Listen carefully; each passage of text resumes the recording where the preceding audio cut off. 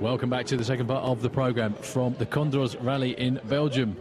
Still thousands of people turning out. It's been a glorious weekend so far here in Belgium to go racing, and the action has been thick and fast so far. Everybody trying to keep warm here in mid-November, but one guy trying to keep warm in the car, and a different car as well. This is Steve Van Bellingham on vacation from Belgian touring cars, here with the BMW out playing this weekend. Another man with the BMW is Gino Kennis, third in the GT class. Second, Francis Eugene. That wonderful sounding Porsche. Very weird to see a Porsche being chucked around country roads, to be honest with you. They're normally a bit posher than that. But that's Bruno Thierry, former European rally champion. That was just going round there. This is Cedric Charan with the front wheel drive Megane. And first overall with the GT cars is Chris Van Wonsel with the Nissan 370Z. We've seen him quite a few times this summer. Really done very, very well indeed with that all home-built car. That's the number 16 Mitsubishi of Dominic Julien. Currently running in 10th place, having a big fight between 8th and 11th. Only 20 seconds between all of them. That was Jean-Pierre Van der Waal with the WRC Skoda. The older style Skoda as well, and the noticeable difference between then and today's cars.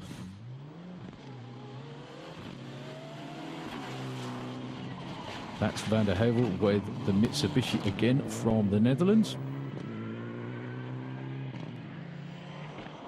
This is Jonas Langenhaken still, I say still only second. I mean, second is still a great result, but for Jonas, only first is normally good enough. He's in 7th position overall, and in Group N, he is still second.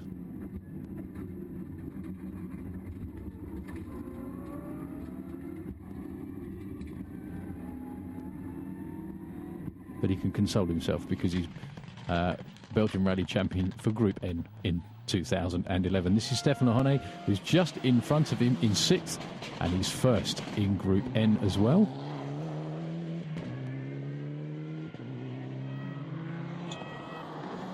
This man with a very, very unique Peugeot 307. It really is such a cool looking car. David Bonjour. Only 0.6 of a second between him and Stefan Ohane, who's in 6th spot. We're on board with Bernd Cassier, who starts out this stage in the lead. There's a but coming about now.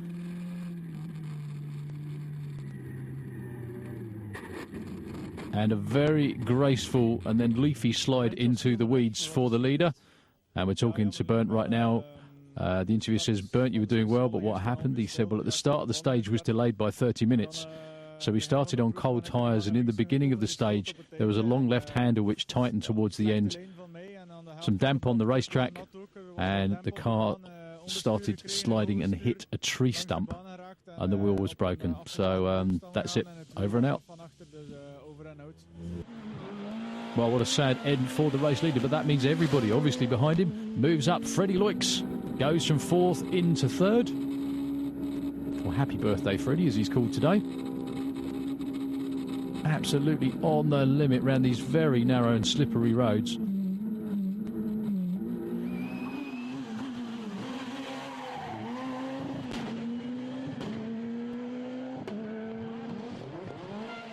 And up to 2nd place then, Patrick Snayers with the Mini.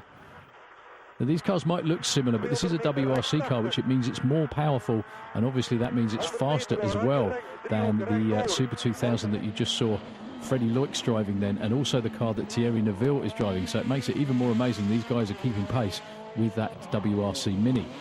But this man is the guy in the lead, Thierry Neuville.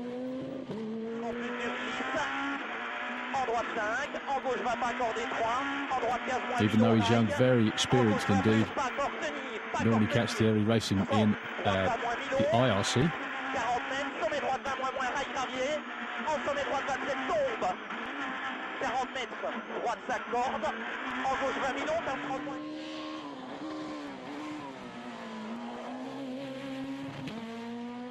But Thierry Neuville putting in another great performance out there in the lead. Well, unfortunately, as it got dark, on the Condroz Rally, something terrible happened. One of the competitors actually did go off, hit a bridge, and as a result there were actually some fatalities. So all the cars, the stages were cancelled, all the cars actually crawled back to the service area. You can see they're all flashing lights just coming back. For the moment we confirm the leader is Thierry Neuville, Patrick Snaz in second, Freddie Loinks in third. Well, as a result of the incident, we're going to be hearing from the press officer right now. That's Jean-Louis Roseau. And the interview saying, Jean-Louis, can you tell us about what happened this evening? And he says, in the stage of Nandrin, competitor number 53 went off and hit a bridge. The competitor didn't hit any people, but the debris from the bridge was thrown into the crowds, causing a big problem because 2 of the spectators unfortunately got killed and 3 others are injured, and one of them is very badly hurt. Puisque 2 personnes sont décédées et 3 autres ont été blessées, dont une grièvement. And were the spectators in an authorised or not authorised zone? So, well, we have different witnesses making it almost certain they were in a legal zone. Professionnel, il est à peu près certain que les personnes étaient dans une zone autorisée, donc conformément au roadbook de sécurité, mais que malheureusement les débris du pont ont été projetés jusqu'à cette zone qui était normalement considérée comme sûre. Well, there was a meeting during the night, and the organisers and the local mayors decided what to do, and we're going to hear from the press conference that took place after that. And he says the mayors maintain their authorisation to continue the event by respecting the rules, and we expect from all the crowds to respect these regulations very strictly.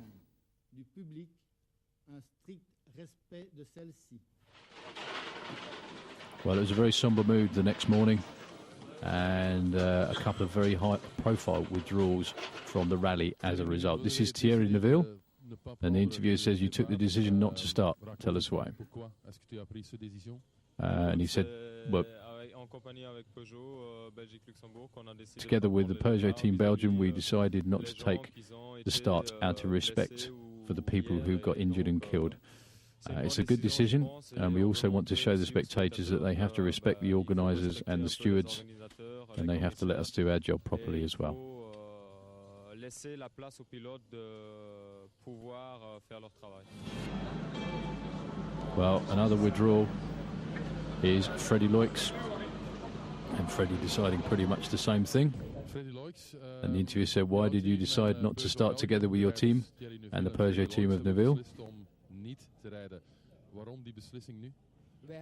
And Freddie says, we decided not to start out of respect for the victims, apart from the fact that the accident had nothing to do with the crowd problems at the start of the rally that we saw yesterday.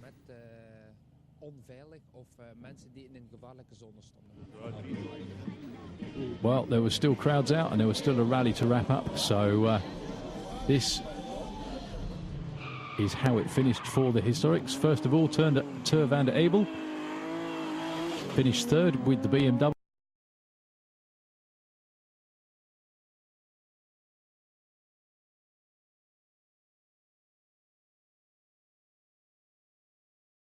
But the winner, as we've seen before, was Paul Letard with the very rapid little Ford Fiesta.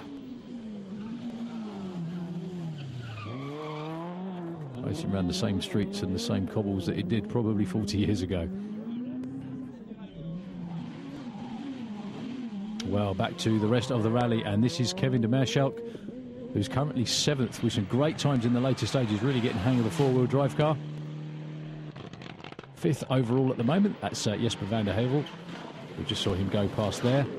And Jean-Pierre Devauer with the Skoda Octavia WRC car. Not all that far off the lead now as well. We've obviously had 2 very, very high-profile retirements. But Stefan Lohane as well is 4th overall with the Mitsubishi Group N car. And the interviewer saying to him, so far so good. And he said in Group N, yes, it's going very well. Alas, Jonas Langenhaken's had to quit. He was their main competition, of course. He says, we had a good lead, and now we're looking to get on the podium. It won't be easy with Van der Waal behind us with the WRC car, but we'll do everything we can to be on the podium. Je pense une petite quarantaine de secondes d'avance sur Jean-Pierre Van der Oer, mais qui pilote une double versée, donc ça va pas être facile. Well, this is Jonas Langenhakens, who was just behind him. He will be champ in Group N this year, but unfortunately his race is over. And he said that we noticed on the first stage that we had a loss of power from the engine. It was also overheating. We tried to put some extra water in it, but the engine broke down, and unfortunately we had to stop. So that's the end to his year. Second overall at the moment is David Bonjean. Being chased very hard indeed by Stefan Lohane, trying to stay up there on the podium. But in the lead, coming into the closing stages, Patrick Snayers with the WRC Mini. Previous Belgian Rally Champ from quite a few times as well. All the crowds still out there for the close of this year's Condroz Rally. So, fifth overall, Jasper van der Heuvel. Fourth, Jean-Pierre van der Wouwer with that Skoda Octavia WRC car. So that means that Stefan Lohane, if he didn't retire, no, he didn't, there he is, did manage to hold off the WRC car for the third spot overall. Great result for a Group N car. Anytime a Group N car beats a WRC car, it really is something indeed. Second, David Bonjean with that totally unique Peugeot 307. That's going to please him. But your winner with that incredibly rapid Mini, that's Patrick Snayers. The car only debuted a couple of races ago, and Patrick really got the hang of it very, very quickly indeed. Well, time to give out some trophies. And the crowd's still flocking for the victory celebrations, and it is Patrick Snayers with the Mini taking home the big trophy from this weekend's rally.